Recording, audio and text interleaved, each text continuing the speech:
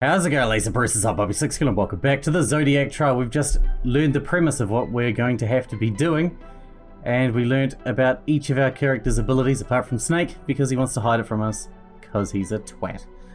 Let's carry on. And what was the point of that exactly? It felt like I was in class or something. It gave us peace of mind, and a greater perspective. True, but I don't know if it answered any question of what we should do now. We all need to cross the finish line at the same time, right? It's simple then. Let's just promise to run every turn. That way we'll move at the same rate and finish at the same time. Moron, weren't you listening to the damn rules? We've only got 12 turns to cross, and there's 24 spaces to move. If we ran each turn, we'd only get halfway there. So that's it then, we're screwed. Calm down everyone, I'm sure we can come to some sort of solution here. We have a lot of abilities at our disposal. Maybe we can work something out. Curses, we've really been undone by this stupid game. Who on earth would put us through something this childish? Actually, I think I might know who the Jade Emperor is.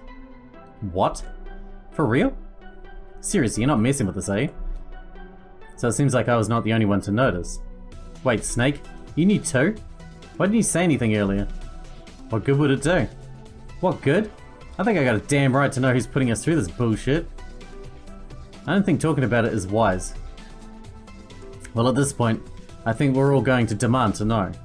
Monkey, who do you think it is? To be clear, I'm not certain. However, there's a piece of evidence which strongly leads to this conclusion. As some of you might have noticed, the Jade Emperor had what looked like part of a butterfly tattoo exposed on his hand. Monkey was right, I'd seen that too. There's someone I know who has a butterfly tattoo there on his body, and that person is disturbed. Someone I've warned about. A patient of mine. Who? Brian Morris. Morris? That last name, No. His mother brought him to me. She asked me to try and help him control his violent streak. Ever since his father was executed, he'd been struggling. I swear I tried everything I knew to try and help him, but it would only make him angrier. Recently he even stopped coming to the sessions. I told his mother about this. I warned her that his son might have serious issues, but I never thought it'd amount to something like this. Morris, huh? Now things are starting to come together. Falsely executed? No, this can't be the same guy. What the fuck are you people talking about? You know this punk? What's going on? Brian Morris, son of Aaron Morris, son of the man arrested and executed for the cold-blooded murder of his employer, Amadeus Bowen. Amadeus Bowen was a huge deal. He was the CEO of a major entertainment company. Not many people were of more importance in our city than the chief of police, Oliver Bowen, but his brother Amadeus was one of them. His murder shook the community, made national news. A heroic and beloved public figure had been murdered in his own office. Aaron Morris was arrested the next day. The man claimed he was innocent. He swore it across his heart and hoped to die. The case against him told a different story. Bowen's body was hidden in his personal safe, so discovering it took longer than expected.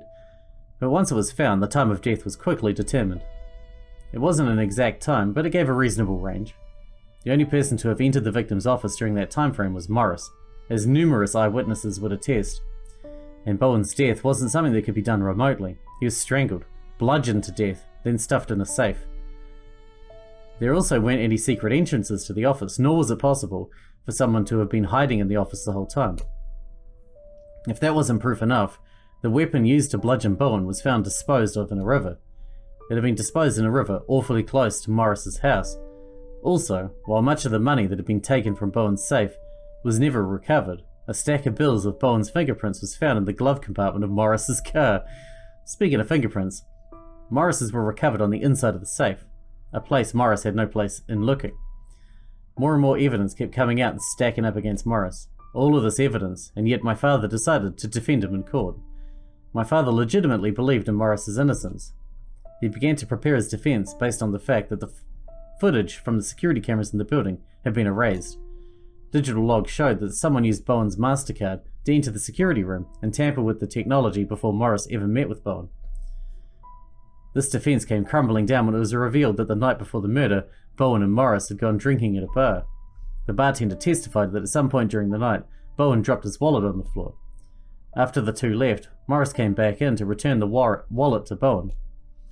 The next morning, Bowen's secretary testified that Bowen's MasterCard was missing from his wallet. The police determined that the bar trip was the only reasonable time that the MasterCard could have been taken. The biggest point for my father's defense suddenly turned into a damning story for the prosecution. Still, my father fought valiantly in the court for Morris's innocence. He argued every possible point of uncertainty, hammered on about how it was all circumstantial, and pleaded to the jury to understand the meaning of reasonable doubt, but in the end it wasn't enough. Morris was found guilty and the judge gave him the death penalty due to a complete lack of remorse. My father died of illness a few years later, around the time Morris was finally executed. He said he lived a good life on the whole, a life he was proud of. But in that hospital bed, he mentioned to me that one of his few regrets was being unable to save Aaron Morris. In the end, despite the overwhelming flood of evidence to the contrary, my father still believed in his client, like a good lawyer should. And now his son Brian, who should have been a senior in high school, was going out of his way to take revenge? To avenge his father? That's what this was? Fuck this. Mouse, what's going on? Seriously? This is revenge for your dad's execution? I get never been able to accept that your father was very obviously a murderer, but why the hell would you take it out on us? Even as a criminal, your dad clearly wanted the best for you in life. Why would you want to throw that away for a half-baked revenge plot where you couldn't even hide your identity for a handful of minutes? And why would you take it out on me? What, are you angry that my father wasn't able to get your dad off the hook for his very obvious murder? My father truly believed in your dad's innocence and did everything he could to try and help him. And now you're going to take that out on me? That's bullshit and you know it, Brian. Whoa, Mouse, I know you're angry, but calm down. No, she's right to get angry. I'm fucking pissed as well. What the hell did I do in any of this? I got no idea who this Morris punk is at all. There's no reason I should be here. It's completely ridiculous. Right, it's really unfair. I mean, seriously, what did I do to deserve this? Like, okay, maybe I put out an article or two on the trial, but it wasn't anything unfair. And tons of people put out articles. It was a big event. Why single me out? Well, I know why I'm here. I testified against his father at trial. I was in the building at the time of the murder. Bowen had discussed interest in purchasing one of my statues for his office. When I came to bring it to him, I was in the waiting room for a dreadfully long time. And in the waiting room, I was a witness able to conclusively say that the only person who entered Bowen's office during the time frame of his death was Aaron Morris. Oh, I was a witness in that trial too. Maybe that's why I thought I recognized you. Yeah, I was around the time Morris was killed. He was going to discuss me doing some advertising for him. They thought an Olympian would be a good face to sell their stuff, I guess. Anyway, I talked about how I saw him carrying the murder weapon. My testimony probably was what stopped that creep from weaseling out of it.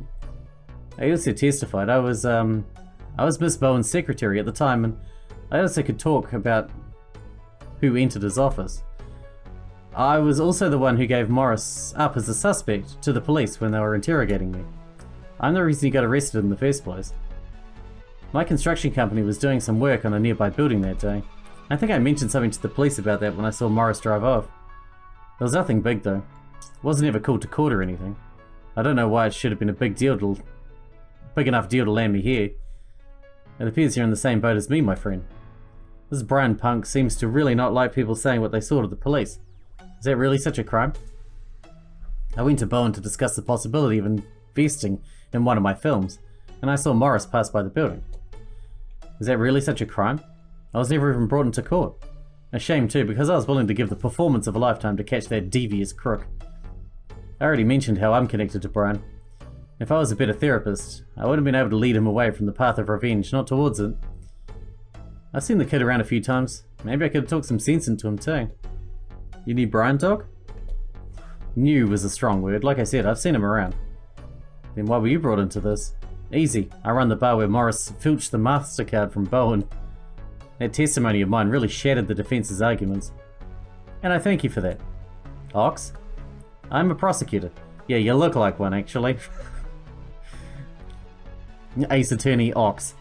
And for some reason or another, for one of my first cases, I ended up helping with the prosecution of Morris. It doesn't make much sense why they'd have someone who was wet behind the ears to help in such a high-profile, high-stakes case. But it does make sense why Brian would target me. I was very good at helping that prosecution. It also makes sense why he would target me. After all, I was the one who arrested his dad. You're a cop? Wait, Bunny, you're a cop? Guilty as charged. I was almost certain I recognized a number of you. This would explain why. Honestly, I should have caught on sooner. I guess I was too distracted by the insanity of it all. I gotta say though, while I'm honored Brian decided to choose me, his choice of targets confuses me a bit. Some of these make sense, but for a bunch of you people, there were surely better targets. Dog's totally right. Like, take the judge for instance. There were a bunch of people who said that him applying the death penalty for a single murder was unnecessary. He's been accused of succumbing to... Who cares about any of that? The kid's a complete nutcase, through and through. A dastard and a dullard. Try to psychoanalyze the comings and goings of the psycho with a head case, and you'll end up as crazy as them. I must say that's an incredibly insensitive thing to say. Why does that keep skipping? Incredibly insensitive thing to say. There's a lot of... Hey, I think there's a great discussion about how we talk about mental illness to be had there, but his bigger point was right. We've just been going on and on about why we're here, and it's not going to help us get out. We need to focus on the current problems, and we can save worrying about all that other stuff for later. Bunny's right. The issue we had before getting completely sidetracked was how we're all going to be able to cross the finish line at the same time. We have a lot of abilities, right? I think there should probably be some way where we can combine them to let us get to the other side fast. That seems to me to be a recipe for disaster. Any solution found would be complex, multi-step process without much room for error or betrayal. Why does anyone want to get out of betraying here? What does anyone get out of betraying here? Why do you all keep getting hung up on that? I think Monkey might be right about the complexity part. There's a much simpler solution, and we should prioritize on that. A simpler solution? What is it? Do you recall what Brian said about items, specifically the minor trinkets? I understand what you're saying. You do? There are 12 minor trinkets, and their movement is equal to the number of people using them.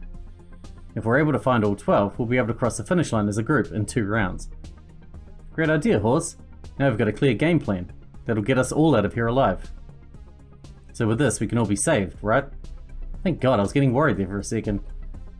Would it really be that simple, though? What do you mean? Nothing much, I was merely pointing out the fact that the solution is, well, rather basic. No offense intended, but a child could have worked it out. I question the point of all this work if it were to be solved so simply. What's your problem, Snake? Why do you have to be such a downer?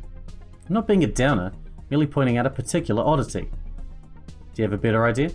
No, I'm not dismissing the plan. Then what are you doing? Raising a thought. So jack shit is the answer then? I like her. He's right though. Could things be this simple? Hey, what if the minor trinkets are super duper hidden? Like, there's no guarantee that we'll actually be able to find them all. Things could all fall apart. Calm down, would you? Like Horse pointed out, with the trinkets it would only take 2 rounds to finish the race. We've plenty of time to search, and this school isn't all that large. Let's try to find all the minor trinkets. In the meantime, I suggest anyone concerned think of a backup plan. Sounds like a plan. Should we start looking then? Actually, we should make a move. We've been talking for a while now, and round 1 is almost over. I looked over at a nearby clock, and I found that Bunny was absolutely right. Good catch, Bunny. Everyone split up and just click the run button, okay? We'll come back here, watch the animals move, and then we'll start our search. Alright, let's do it. With a discernible game plan formed, everyone split up with a sense of purpose. It certainly felt like we had a real chance of pulling this off, but Snake was right to bring up his concerns.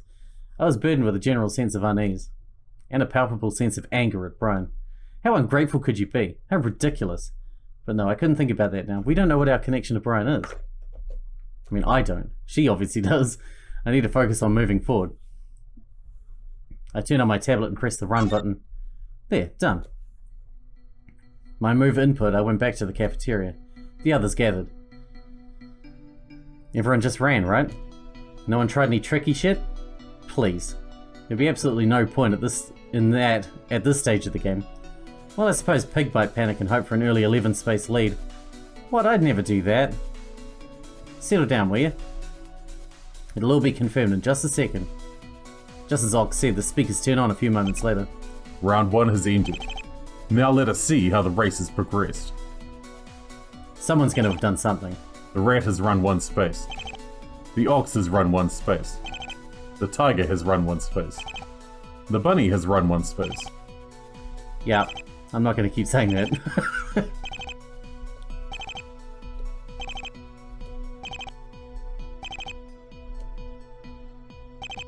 Now round 2 has begun.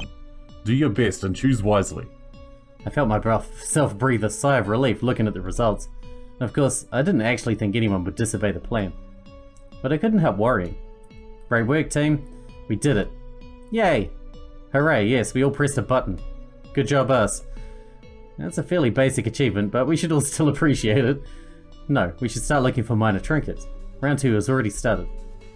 Quite right, it'd be best to split up and search as much area as possible. I'll search over down the right corridor of the first floor. You will? Then let me be of assistance. You wish to search with me? 2 finders are better than 1, right? You aren't wrong. Sure, you can come along with me. I want to check out the training room I saw on my way here. Looks interesting. There might be a trinket there. If that's the case, can I come along with you? I'm still nervous about threats in the school. I want to stick with someone strong. I've no issue with it. They're going back with their peers that they started in, right? I'm interested in looking around the library. Are we going with him? Mouse, would you care to join me in the search? Did I care to join him? Yeah, fine. I'd woken up with Ox, and I felt we worked pretty well together so far. I didn't see any reason not to work with him. As a matter of fact, I will work with you. Okay then, glad to hear it. If I might ask, why did you ask me to investigate with you?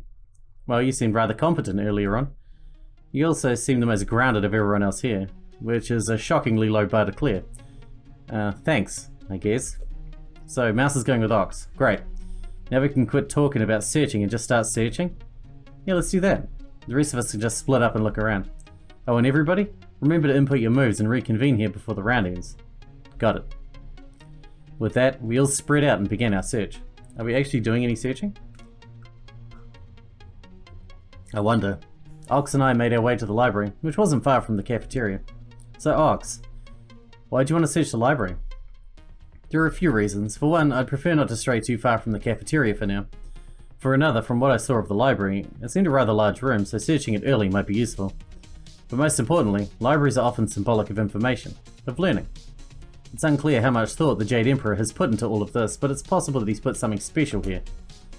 It'd be fine if it were a trinket, but it'd be even more interesting if he left us some useful information. Well, that's a lot of thought for just the first place to search. I try. Do you actually think Brian would leave special info in the library though? Seems like a bit of a stretch. It is indeed a stretch, but there's no harm in checking it out anyway. After all, we have to search everywhere eventually, no? Only if we don't find all the 12 trinkets first. Indeed. I guess we should just start looking through here then, huh? Let's. And just like that, we began to search the library for anything out of place. Ox was right when he identified this place as a rather large room. There was even a separate room connected to the library which stored even more books. With a lot of ground to cover, we began looking through the rooms for anything out of the ordinary. Ox was very no-nonsense, he didn't speak at all. That was fine with me. Even if the silence was a little creepy, it was important to focus on the search. After a while, I noticed one of the library's computers was locked. Normally I'd write the whole thing off, but why was this one computer not shut down like the rest? Hey Mouse, I think I found something. Could you come look at this with me? Sure. I walked over to Ox. So what is it? This book didn't follow any proper Dewey Decimal System. You noticed that? I was looking for something like that. Anyway, I opened it and I found this. Ox held up a small black disc. What's that? I'm not sure. When I first saw it, I thought it'd be an item. There doesn't appear to be an input code on it, which the Jade Emperor mentioned items have. Oh, that's a bummer. So where exactly was this? The book actually had a center of the pages cut out, turning it into a makeshift hidey hole. It's kinda neat. Kinda cliche. I've seen something like this in a number of cases at this point. Brian wasn't really original in his hiding spots, was he? That's really what you're gonna nitpick in all of this? Anyway, there's also a weird message written in red inside the compartment. It read, "I have stolen blood from my kin." Ew. Weird. Weird indeed. Any idea what it could mean? I was telling you about it, hoped you would. Sorry, I can't really think of anything. But it appears we're at an impasse. Well, this is definitely something, right? Perhaps. Or perhaps it could simply be a red herring. Seems kind of elaborate for a red herring. No one's accusing Brian of not being elaborate. Anyway, the round's running out of time. We should probably get back to the cafeteria. Oh, but the computer. I guess we should. You input your actions for this round in this room, then come join us. I will. With that, Ox walked out of the room. Once he was gone, I pulled out my tablet and turned it on. There was no need to think much about my choice. I just pressed the run button. Afterward, I returned to the cafeteria. Pretty much everyone else had already gotten back at this point. They were discussing the results of the search. I couldn't find anything. Me neither. Are we doomed? Is this it? I thought I'd at least be able to find one. Have no fear, citizens, for Team Rooster has secured a minor trinket. You guys did? Hell yeah, that's what I'm talking about. Huh, looks like I wasn't the only one to find one of those things. Dog, did you find a minor trinket too? Yep, wasn't that hard. Just had to solve a simple problem. Nice work, everyone. We're well on our way to getting out of here. Ox cleared his throat. Yes, we're certainly performing adequately. However, we can talk more about that after the results. Not that I have any reason to doubt you all, but I'd feel safer seeing everyone has stuck to the plan. Of course, everyone just ran, right? Round 2 is ended. The way that she said that makes me think this time it's going to go awry. Now let's see how the race has progressed. Okay. Yeah. 1.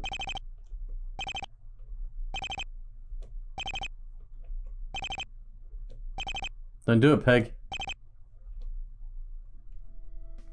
Again, I breathed a sigh of relief. Everything was going fine. Things would be fine. We all played nice. Stick to the script and get out alive together. Well, I'm going to start talking now before we get swept up into casual conversation. Yes, things are good now, but that's all the more reason we should immediately continue our search. As we've recently learned, Brian isn't interested in us playing hide and seek as much as he is having us play his little games. Keep that in mind as you search. Obviously, try to be thorough, but keep in mind that if a room doesn't show any signs that there's something there probably isn't anything there. Now, how are we splitting up? The group started chatting and splitting up amongst themselves. I still wasn't feeling totally safe at this school, so I didn't want to be alone. I decided joining one of the pairs would be the best choice. Oh, we get to pick?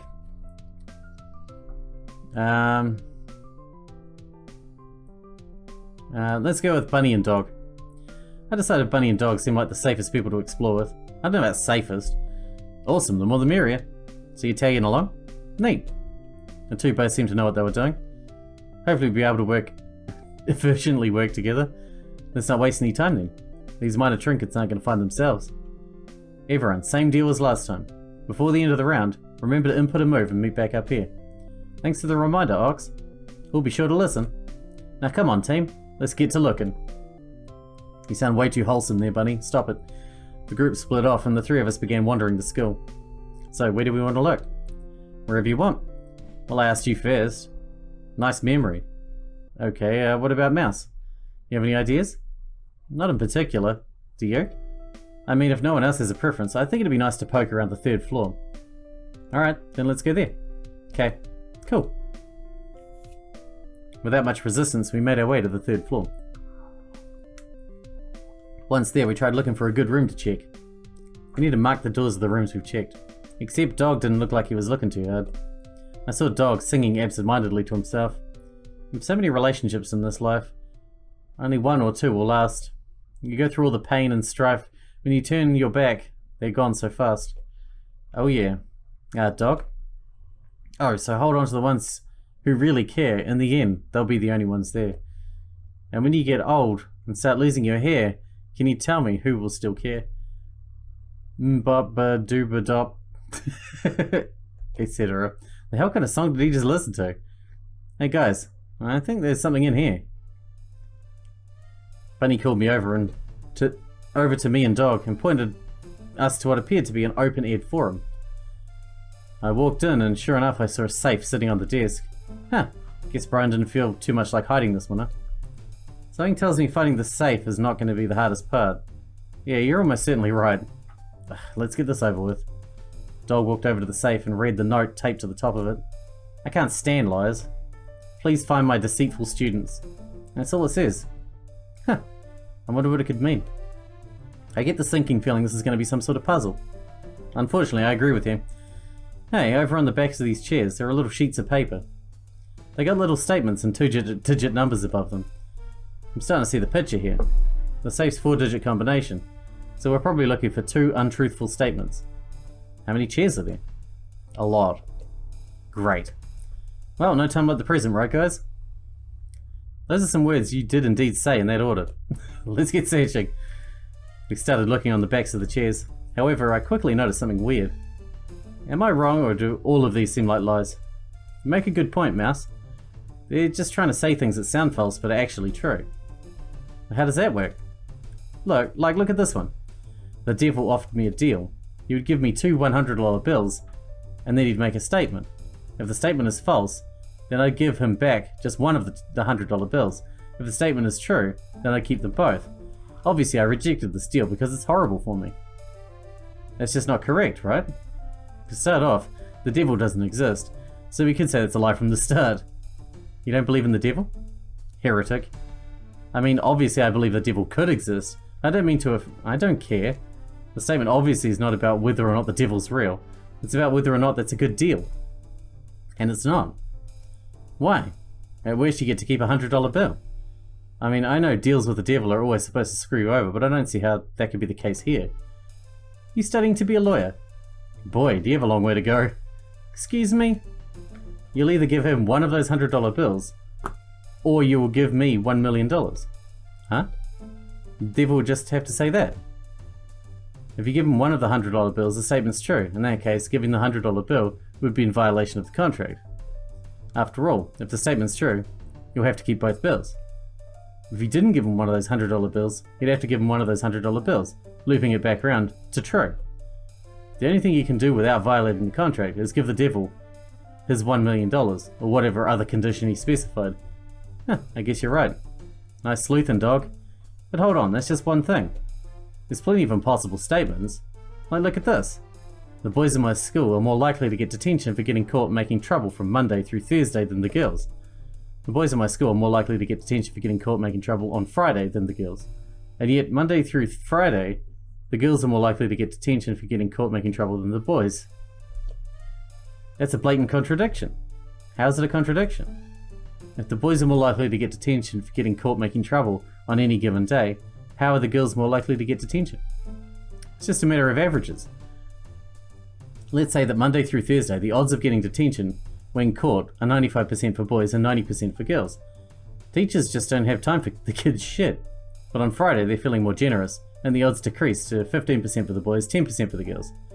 Now boys, they're rambunctious, and the idea that they're almost out for the week makes them act out. They get caught for trouble a lot on Fridays.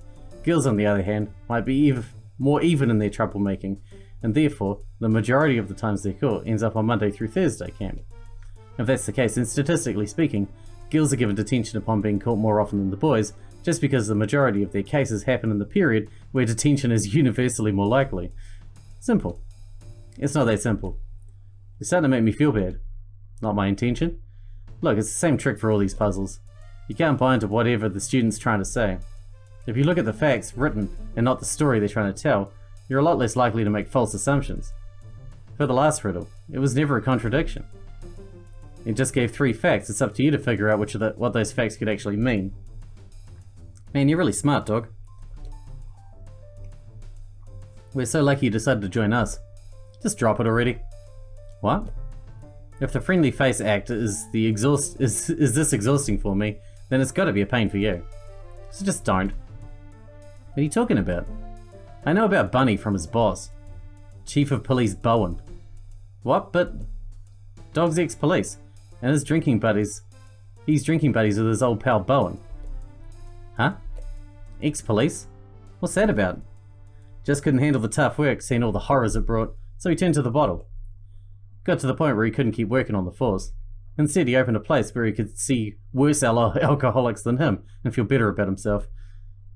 Hey now, for all you know, I left because I didn't want to be complicit in the shit show the force has become.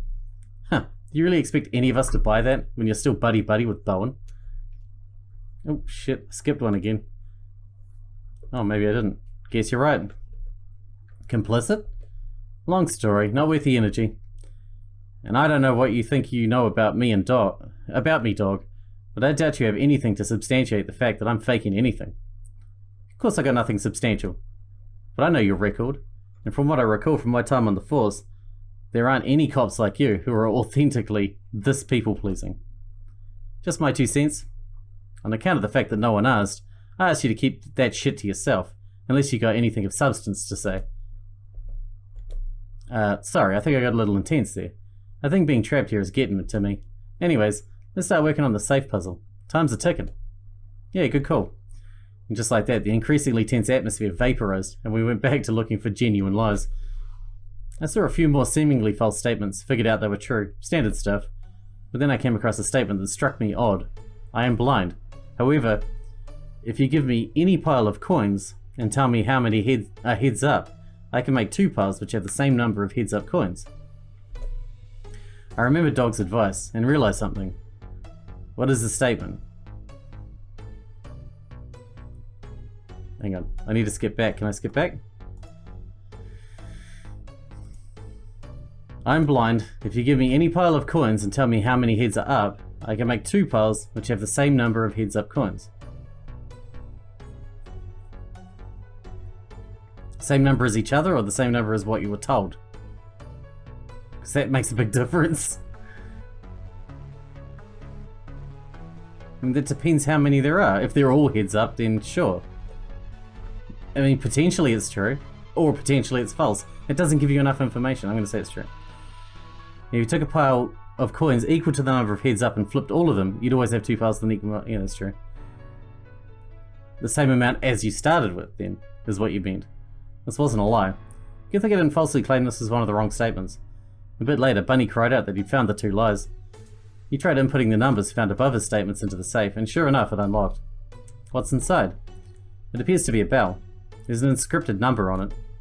You forgot this piece of paper. The second core. Use this item and it will act identical to the last item activated. A major trinket? It's an echoing effect. Basically, you can copy any other item being used. That means this is as good as if we found a minor trinket. Yeah, great work. Not bad. We spent quite a bit of time trying to solve the puzzle, but in exchange we found a minor trinket. Oh, we found a major trinket, didn't we? If we kept at this rate, we'd be out of here in no time.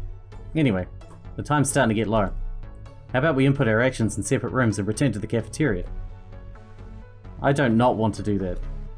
You know you can just say sure, right? Where's the fun in that? You have fun answering simple questions in slightly roundabout ways. Marginally so. Neat. Now let's do that thing I just said. And with the still tense atmosphere, we left the forum and entered separate classrooms. Without much thought, I pressed the run button. No reason to do anything else, right? After that, I swiftly headed back to the cafeteria. And with that, we once again need to wrap this episode up. Hopefully, everybody just hit the run button again, but eventually, the bad eggs are going to present themselves and start doing other things. We know this is going to happen, because this is what always happens. But at least it outs some people as twats, so that's good. For future runs or whatever. I'm surprised we got along this long, because in things like Virtue's Last Reward or whatever, people immediately start betraying each other. First round. It's fucking unreal. It blew me away when I first played that and everyone started betraying each other and I was like, what the fuck is going on? This is chaos. So far, been pretty not chaos. Very nice. Pretty orderly. Won't stay that way, but we'll see what happens. Hope you guys enjoyed it. Thanks for watching. Thanks for hanging out with me and I'll see you in the next one.